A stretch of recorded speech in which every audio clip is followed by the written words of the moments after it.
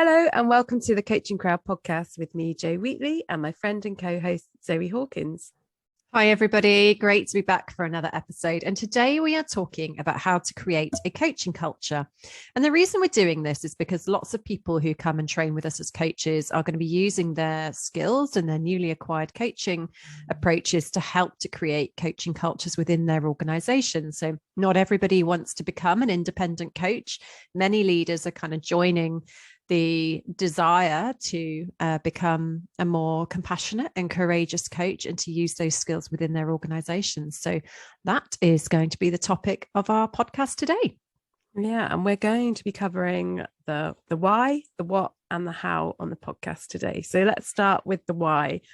I think there's lots of reasons why it can be really valuable to create a coaching culture in your workplace. We can start by looking at retention. So, lots of workplaces struggle with retention. We know that there is a shortage of talent out there. And also, lots of people have portfolio careers these days and do like to move jobs quite often. I did actually in my career. Every 2 years I would, if I couldn't see a way for me to progress, I would be looking elsewhere where I could progress in other organizations. I think also that having a coaching culture can enable early resolution of conflict, and conflict not being, or tension not being seen as a negative thing, but as an opportunity to learn and grow and actually to connect at an even deeper level. It enables organizations to develop as learning organizations and to be much more agile. And in the current environment, organizations do need to have real agility to be able to survive as well as thrive. Yeah, well, we work in multi-generational, multicultural workplaces these days, and people all have different needs. And when you have a coaching culture, fundamentally that is about understanding the individual, understanding their needs, and providing support at an individual basis. And when you are able to do that, of course, that has a direct impact on the performance of teams, the performance of organizations. I think we've all worked in teams where there's been conflict and you lose time over water cooler conversations, coffee breaks with, moaning. People lose engagement and lose morale if they're working in an environment where there is conflict. And actually, coaching cultures are all about resolution and attending to what people need. So I think, that soft approach with a recognition that there's a direct impact on the engagement, motivation, and performance of teams has a ripple effect through an organization.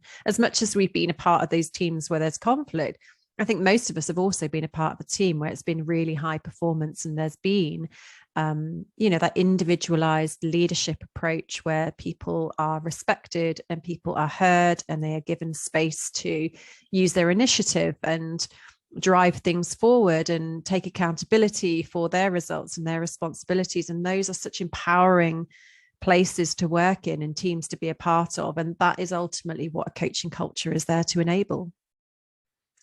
So let's talk about what a coaching culture is from our thoughts, musings around that.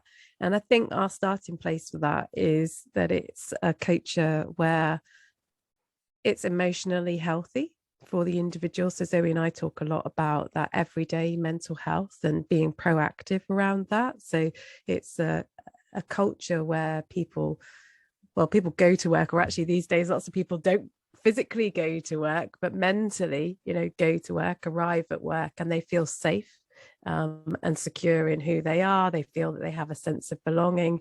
It's where people feel connected. It's honest. It's where people are valued as individuals. I think it's also where leaders are there to work through other people. And that can be a really difficult thing as a leader to achieve. We know that leaders are often promoted because they're really good at what they do, and then they reach these leadership roles. And there is a big transition to be made between being still that hands-on leader that is in the doing space, shifting into the ability to lead through others. And in a coaching culture, it's not all on the leader to do that, because the employees too are empowered to use their initiative and to take their ideas forward. So it is both a top-down and bottom-up approach. And so it's not just leaders that know how to coach, but employees also are coaching aware, and they're aware of what it is to have a coaching mindset. And that is really about engaging in their work with a learner's mindset and looking at their development opportunities and their ability to grow into the different roles and opportunities that are presented for them. And it's not looking to the leader to provide all of that for them, but it's about them being able to go out and hunt down those opportunities and those development desires that they have, and asking more for support in being able to see those through. So it's a place where both leader and employee are working with a coaching mindset. And let's talk about the how, because this is where it gets really interesting, isn't it? Because we move from like the more theoretical kind of discussions to like, okay, so how do you go about doing this? Yeah. And there's no we don't believe there's like an off-the-shelf approach to this, and we think the very best starting place for this is actually people within an organization taking a collaborative approach to this, and actually starting with discussing what do we mean when we talk about wanting to develop a coaching culture, because that replicates that kind of tailored approach that coaching has. And those discussions there may be tension that comes out of that, but that's healthy. It's debate, you get newness, you get originality, you get that organization specific response to it. And I think very sophisticated organizational cultures will be able to hold both the individual kind of description and identification of what a coaching culture is with what's needed at that team level. So when we think about coaching culture within our team, what does that look like? And also that other layer, which is around as a whole organization, when we think about ourselves all together, what does a coaching culture look like within that wider organizational context? And then thinking about what role does that play within our local community, or actually our wider community. And that would be a very sophisticated way to look at that. And a lot of organizations, I think, really benefit from having external support to facilitate those conversations. Yeah, and it's not just around what does it look like and what does it mean, it's also what does this organization need? Yeah. So looking at where are you on your journey, whatever your journey may be. Perhaps you're wildly entrepreneurial as an organization, or perhaps you are structured and rigid. So when you think about what does this organization need, it's about looking, well, where are we trying to go? Like, what is our mission? What is our vision? And it comes down to the how are we going to get there? Because to get there, it's probably going to not be about continuing to do what you've always done. Like every big goal, every big journey takes growth and evolution. And so when you look at the organization and what it needs to grow in and how it needs to evolve, then you can start to think about, well, what does that actually transpire to be in a practical sense? And that can be about upskilling your leaders. It might be about starting with the senior team. It might be about starting with the board, in terms of introducing different concepts around coaching mindset, different ideas around how to hold conversations, engage in conflict. It will really come from having a good understanding of where you are now as an organization and where you're trying to get to. And it might be that you start with having workshops across the organizations, facilitating the conversations around what does a coaching culture look like here? How do we define it? Introducing some workshops around, the basics of coaching, because some people might say, well, I don't know what coaching culture is because I've never had any coaching. I've no idea what it is. I think it's this, but I'm not sure. So then there may be that need to let's experiment with these things, across the board, in terms of the organization at lots of different levels. In most organizations now, you'll find people who are qualified coaches. And so, they may facilitate some things themselves or bring people in externally. There may be a more formalized approach that's taken where people are trained as coaches, qualified coaches. They may offer internal coaching, and that might be on a voluntary basis, as a drop-in kind of surgery approach, or or it might be formalized than that. But really what we're talking about is giving people access to being able to understand and experience what coaching is.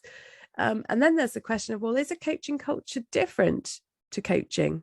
And as you were talking there, I was thinking, many organizations are already developing coaching cultures without necessarily calling it that. Any organization that invests in their leadership development, that invests in coaching for their senior leaders, that even has, performance development processes that consider behaviors as well as outcomes, those are all steps towards a coaching culture. So often it's about looking at which phases of the journey are we already on, which boxes are we ticking, and what's next. And as you've said there, Jo, there's a few things there which can help. And I think in a practical sense, some of the things that we see in organizations that are intentional and very, very specific about the fact that they are developing a coaching culture. They do have internal coaching programs. As you said, they will have cohorts of coaches that are trained to provide coaching internally. And I think the reason why that happens is typically in the past, coaching has been reserved for senior executives, but that is changing massively in the industry and in the market. We've seen lots of organizations where they're able to offer coaching at scale. And one way that organizations do this well is by training their own internal pool of coaches. And that enables a whole new population of people to access coaching. So typically, coaching is there to help leaders to develop. And if you invest only in your senior leaders, arguably, they're already there and they're already doing the work. But the next layer of your organization down are often neglected up until the point where they get promoted, and then they are given the coaching. So in an internal coaching pool, you're able to provide coaching resource to those developing and emerging leaders so that when they become leaders, they've already gone through many of the lessons and experiences in a supportive way that will enable them to be fantastic leaders as they emerge into those roles. So internal coaching pools won't necessarily offer coaching across the entire spectrum of the organization, but they are there to be able to offer more resource in a cost-effective way, to populations of the organization that would really benefit from the learning and growth that can come through coaching. Yeah, I mean, I see, I've worked with a number of employee-owned organizations, and I think that's a really exciting space where, employees at every level are given a voice. There's that sense of deep democracy. And I think what's important to recognize is that a coaching culture is not built overnight. It takes years. It's not a 6-month thing. It's not what should we achieve this year? I know we'll create a coaching culture. It takes years, and it takes a lot of time, and it takes patience, and it takes resilience. And it takes real courage to be able to face into the learning that the organization is going to encounter along the way, where they may identify pockets of resistance, in the organization, or maybe what some people would define as toxicity, even in some parts of the organization. And sometimes I think what we see is organizations become aware of a level of toxicity in a part of an organization, and then there's almost this like full about turn to now we're going to create a coaching culture, and that can feel like such a huge shift that then can create cynicism within the organization, or people within the organization, like, oh, so now there's going to be a quick fix, and now we're going to label it this. So it's being able to sense, I think, as an organization, what's the organization ready for? How much can we stretch together as an organization? So you don't necessarily need to have a plan with lots of different steps in it that you rigidly stick to. There needs to be agility within that plan to be able to respond to the learning that comes up along the way. And we see lots of organizations reinventing themselves, and we see organizations experimenting with becoming self-managed, particularly smaller organizations that have the opportunity in those early stages to really think about what is the culture that we want to create. Whereas when you've got very well established organizations, there's a level of legacy to be able to to honor, to respect, to learn from, that can feel more like, having to move a very heavy ship rather than almost, with a smaller startup, it's almost like you've got a remote control car on a on a little lake in an amusement park. So it's really exciting. It's really meaningful work. It's perfectly achievable to develop a coaching culture, and there is the opportunity to really become a flagship organization that other organizations can be inspired by and learn from, not to copy what you've done as an organization, but just to come and take the learnings and then think about, how do I start these conversations within my own organization? And what we see is when people come on our coaching trainings is they're like, oh, I want my workplace to be like this. I love being in this space where there's space and room for me to be me, discover me, experiment with me. And I want more of that in my day-to-day environment.